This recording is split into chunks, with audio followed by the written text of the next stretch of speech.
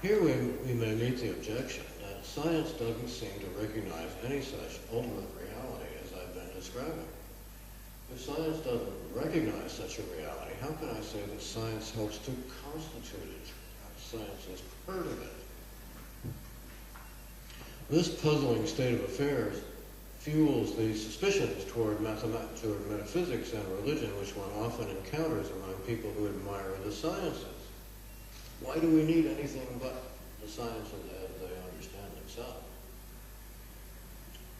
Now, the explanation of this puzzle is that beginning with the scientific revolution in the 17th century, modern science has made it its business to focus solely on objects, what do we call objects, and to ignore the possible significance of its own rational activity, the possible significance of the subject, as the German idealists call it. The narrow focus on objects was initially intended as a practical way of maximizing the likelihood of rapid progress within a delimited area.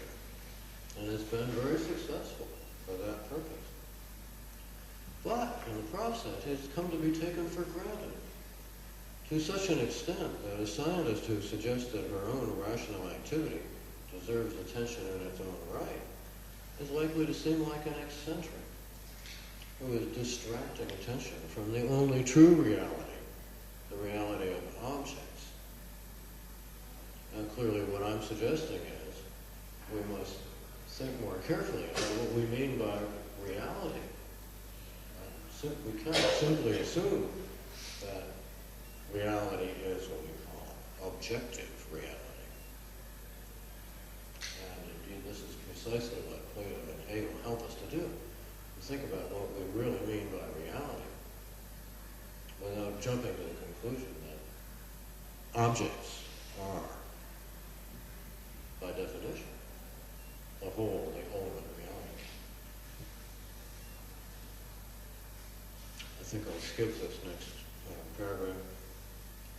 Now I want to clear up a couple of issues about Platonism which have caused confusion. First of all, Plato did not speak of freedom as such. Plato himself didn't speak of freedom as such, but simply of being fully oneself in the Republic and elsewhere.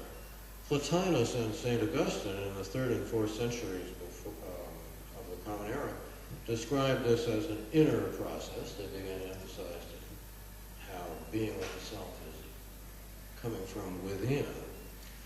And Hegel in modern times has given it the name of freedom, and of course in a strong sense, not necessarily the everyday sense of the word. But the central concern in all of their discussions, beginning with Plato's cave allegory and his account of the parts of the soul earlier in the Republic, the central concern of all these discussions is about how we can function as ourselves rather than as the puppet of various influences that are not us. So this is the great central continuity between Greek philosophy and modern German idealism, which unfortunately is not often brought out in my experience in introductory writing. Secondly, and this has been a source of ongoing controversy, there are a couple of passages, particularly in Plato's Phaedo, in which he has Socrates say that a true philosopher will despise the world and despise human bodies because of the way they fall short of what they ought to be. These passages, and some others, have encouraged many readers to suppose that Plato is promoting another world that he thinks is totally superior to this world. This would be similar to the common idea, which I mentioned earlier, that God is a separate being. But most of Plato's work, in fact, points to the kind of picture that I've been outlining, in which God, or what is higher, is in this world while simultaneously transcending it by going higher. This is what enables Platonists to celebrate this world for what's in it, rather than futilely promoting something that's completely different. It seems quite likely that Plato's talk about despising the world reflects his initial emotional reaction to events such as the Athenian courts condemning Socrates to death for supposedly corrupting the youth of Athens. Events like this one could easily make a person hate the world for a time. But as I say, the greater part of Plato's work is quite different. It celebrates human beings and the world in general for sometimes being able to go beyond their lower, unfree aspects. It exhibits a wiser, less traumatized attitude. Overall, Plato was giving conceptual form in his metaphysics, in his religious thought, was giving conceptual form to what had been suggested to him by Greece's Orphic religion and mystery cults. This is why his account is so deeply religious. But at the same time, it's completely dependent on reason, since it's only by means of reason that we can go beyond our animal appetites and ego to something that's truly higher than them. A human or a supposed God that lacks reason and merely has great power is no higher than anything else, deserves no greater authority than anything else. It's merely more powerful. So this is how Plato's account of the highest reality and our knowledge of it is entirely rational and philosophical. People who suppose that a higher reality must be the object of some kind of irrational faith have not grasped what it would take to make a reality truly higher in the first place. Only reason can make something fully itself and real as itself in a way that ordinary externally guided things are not. And this same reason gives us access to the higher reality that it constitutes.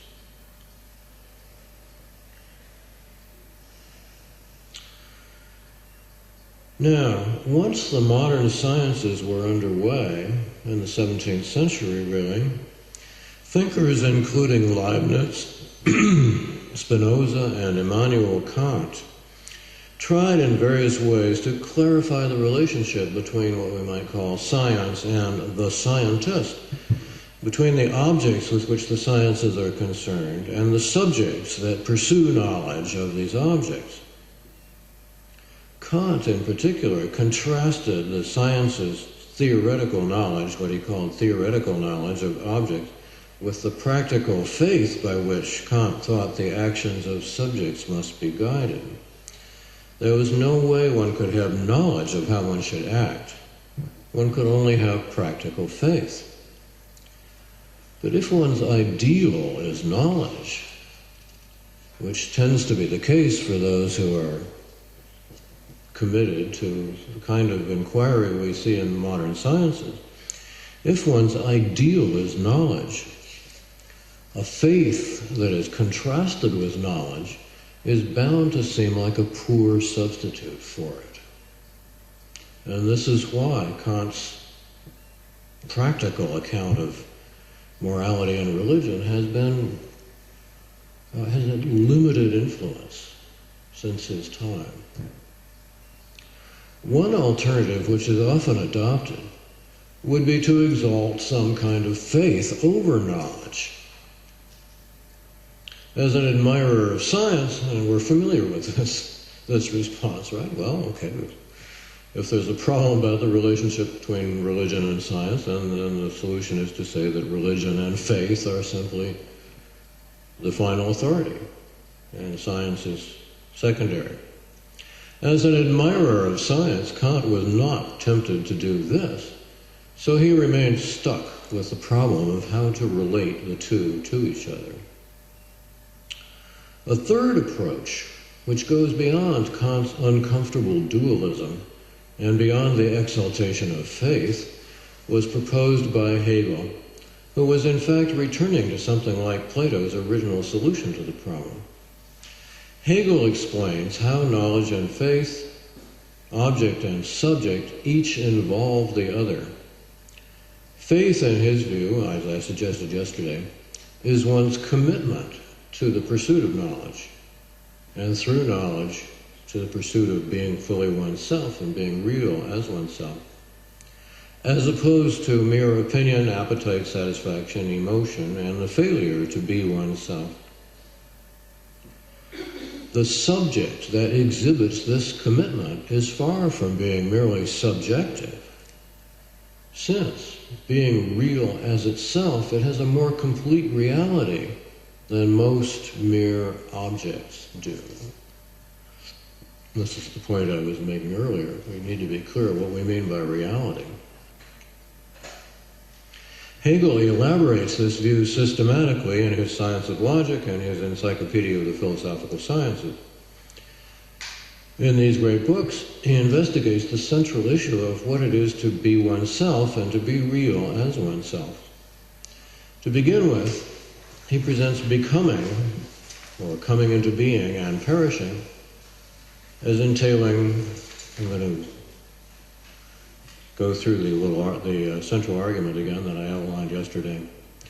He presents becoming or coming into being and perishing as entailing a something that comes into being or perishes, and which thus is determinate in some way, has a definite quality.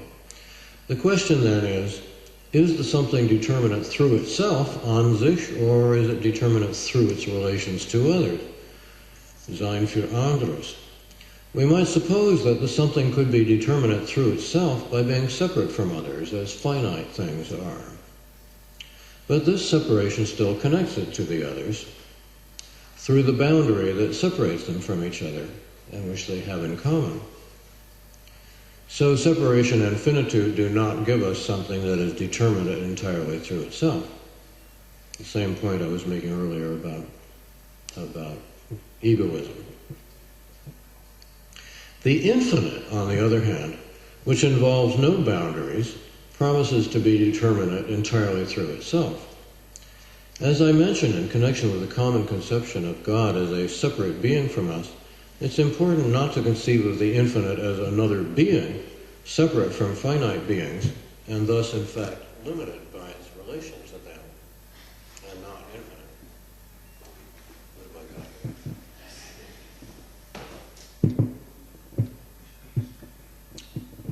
I don't know. We're not coming through. Test and test. Testing. Now we're working again. Right? Does that sound all right? Can you hear me okay?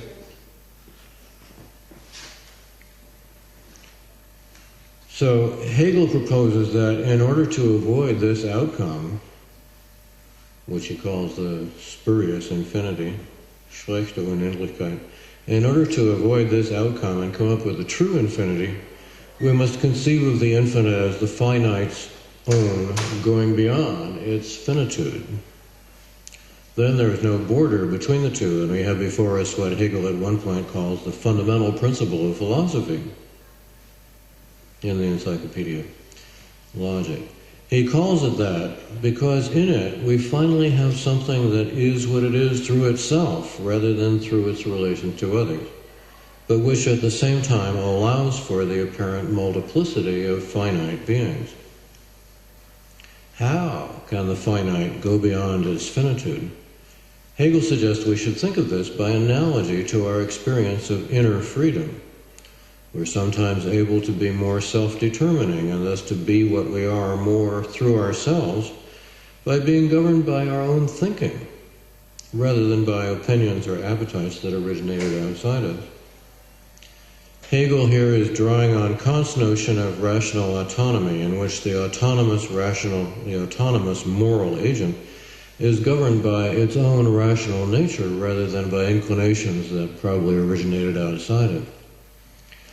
A finite something that goes beyond its finitude, Hegel suggests, is like a finite human being that goes beyond its initial appetites and opinions. Are we alive again?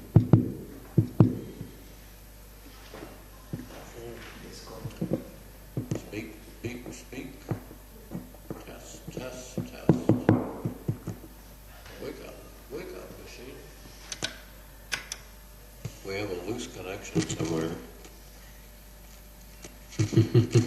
Are we back again? Here we are. Okay. I think we're still okay. So, there is, Hegel suggesting there can be something within the something which guides it, and through which it is no longer finite, no longer limited and determined by what's around it. The first signal that such an inner guidance is possible is what Hegel calls, paraphrasing Kant, the ought, das Sollen. Kant had made it clear that our inner guidance takes us beyond the realm of mere fact to a morality that his readers might be inclined to call a realm of value. Likewise, Hegel's infinite is not a fact. Like the initial notion of something being what it is through itself, and not just through its relation to other, the infinite, or the ought, in a way, is an aspiration, something we dream of, we seek to be guided by, hope to be guided by. Although it's only through this aspiration that anything, including the universe, can be what it is entirely through itself, and not by reference to anything outside it. So that value, as we might call it, and full reality are not, as we commonly suppose, separate domains. Rather, they are intimately entwined. In this way, the ought, the Sollen, is the equivalent in Hegel's presentation of the good, which Plato placed at the summit of reality. It's only through the aspirations that are associated with the good or the ought that the soul in Plato, or anything at all in Hegel, can be what it is entirely through itself. Just as Plato's good had enabled the soul to be unified and to function as itself, the ought enables Hegel's something to be self-determined and fully itself. In this way, value plays an indispensable role in constituting what's fully real, in the sense of being real as itself. So where Hegel differs from Kant is that by showing how the finite fails to be what it is through itself, how it fails to be what it is through itself, Hegel shows us that only the value-based infinite is fully real in the sense of being real as itself. Knowing this through Hegel's exposition, and knowing through our personal experience the freedom that constitutes full reality, we know the infinite. We know our freedom. We know the highest reality, rather than, as in Kant's account, merely having practical faith in them. This knowledge of the finite's relation to the infinite creates a path from the finite to the infinite, an intelligible process of going higher, of ascent, in contrast to the unbridgeable duality between theoretical knowledge and practical faith, or object and subject, which Kant had left us with. We see this ascent from the finite to the infinite, later again in Hegel's system as an ascent from nature to spirit, to Geist. As the true infinity is the self-surpassing of the finite, likewise, spirit or Geist is the self-surpassing of nature. And in each case, what propels this surpassing is our effort to be fully ourselves. So again, we have an intelligible process of ascent, this time from nature to spirit. In his philosophy of nature, Hegel divides nature into mechanics, physics, and organics. Organics, of course, has to do with life. This is roughly what we call biology. Mechanics has to do with the simple pushing and pulling of space, time, and matter. Physics, the intervening domain between the merely mechanical and the living, has to do with the organization of matter into the four elements and the planet, the earth that is composed of them. And this organization unfolds, takes the forms of light, electricity, and chemical processes. What Hegel traces through this whole increasing complexity is nature's increasing ability to organize itself into processes that have a center or a self. The earth, life upon it, living species, and the life and death of individual organisms exhibit increasingly intense versions of this selfness, as Hegel calls it. In all of this, we can see the process of the finite going beyond itself, beginning in various ways to go beyond itself, through increasing degrees of self-determination, and thus of what Hegel calls infinity. Hegel's philosophy of nature is controversial not merely because of its old-fashioned theory of elements and so forth, but more importantly, precisely because of the way it focuses on selfness. Selfness is not an everyday concern of modern physics, chemistry, or biology. On the contrary, scientists often seem to regard it as a mere byproduct of processes that they seek to understand without reference to any self. But Hegel is saying that such an agenda, the everyday agenda of the natural sciences, ignores the scientist's own fundamental experience of seeking selfness in herself through the cognitive ascent, going higher, that seeks to replace initial opinions and appetites with truth. Hegel is saying that neither space, time, matter, nor anything else can be more fundamental or better known than this essential activity of ascent, going higher, in which the scientist, like every human being, is constantly engaged. So it's legitimate to examine space, time, matter, geology, chemistry, and living things from the perspective of this issue of selfness, self-organization, and self-determination. Indeed, it's more legitimate to examine them from this perspective than from any other. For selfness and so forth are by their very nature the ultimate reality, in reference to which every other candidate for the status of reality must be judged and understood. Selfness and so forth are what it is. They are what they are by virtue of themselves rather than by virtue merely of their relation to other things. So that if we seek to understand reality as such, and not only in its myriad manifestations, as we call them, then selfness and the related concepts are what we must examine first. Since they are what we ourselves and what the entire activity of investigation that we call science are, we know them through our mere awareness of our own activity. And thus they're not only more fully real, but also better known by us than anything else. To bracket out what we are and what we know best, and to try to investigate only what we aren't and what we know less well, is to consign ourselves to less knowledge and to ignorance of that than which we can never know anything more real or more fundamental.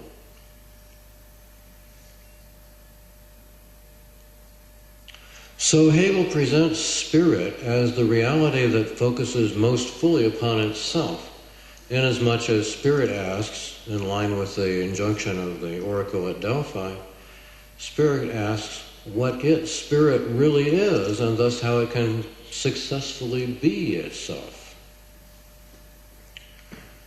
Within spirit, his systematic development of this notion, Hegel unfolds first the familiar subjective spirit, which is composed of our theoretical and practical thinking. This would include the practice of the natural sciences, as well as other goal-directed activities. Then Hegel examines an objective spirit, which is composed of property, morality, the family, the state, and history.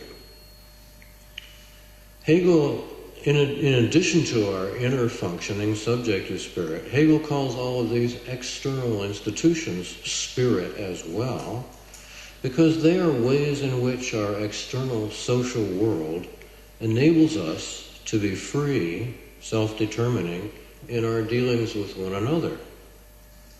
enabling us to find something like ourselves in the external world, they prevent that world from being a mere obstacle to our self-determination. But then a question arises: which of these two kinds of freedom, subjective and objective spirit, which of them is primary? The internal one that's composed of our theoretical and practical thinking, or the external one that's composed of property, morality, the family, and the state? Hegel's answer is that neither of them adequately embodies freedom, nor can they simply be added to each other. For either one of them or the combination of both of them would still be finite and thereby unfree. Rather, we need a new, more inclusive kind of reality, which will go beyond both inner and outer freedom or spirit, while preserving entirely what is free and fully real in both of them. Hegel calls this more inclusive reality absolute spirit, where absolute means freed etymologically.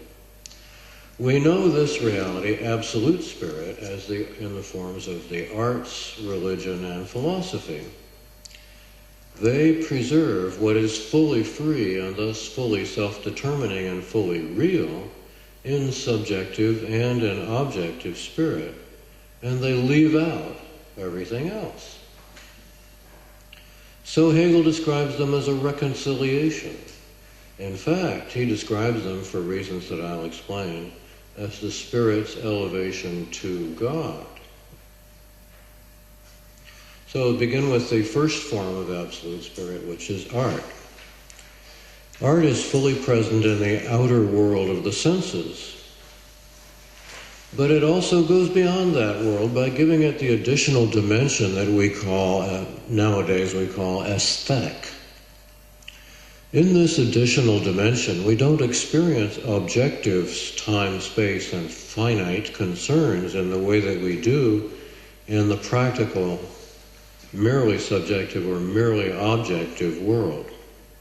Instead, with the arts, we are held entranced by the aura of the artwork and something that it does in us. It's tempting to describe aesthetic experience as merely subjective, merely in the eye of the beholder, as we say. But insofar as we engage seriously with the arts, we know this isn't correct. We can often reach agreement with other people about whether the art that we are making or experiencing together is relatively shallow and contingent, or is it deeper and more compelling. It's because we can reach this kind of agreement that the arts in which, that although the arts are independent objects in the world, we also perceive them as, in some way, containing something like thought. It's because of this content that we can relate to that we can evaluate them as better or worse. Because of this dimension of something like thought, art has a more intensive presence in our lives than what's merely objective. A symphony or a painting means more to us than a table or a rock. And this is what gives the arts the magnetism that they have for us. The arts give us a glimpse of a more intensive reality to which we're attracted because we feel that we ourselves are enhanced or intensified, made ecstatic, shall we say, by participating in this more intensive reality. Whether as creating it as the artist or simply as appreciating it as the audience. Indeed, looking back at what's most free and most real in the accomplishments of subjective and objective spirit and of nature before them, we can, in a sense, see all of this as art. What is fully itself, and thus most real, including us, is art, or it is whatever art in itself will finally turn out to be, because in it, the work, its creator, and its appreciators create themselves. And this was a point that was often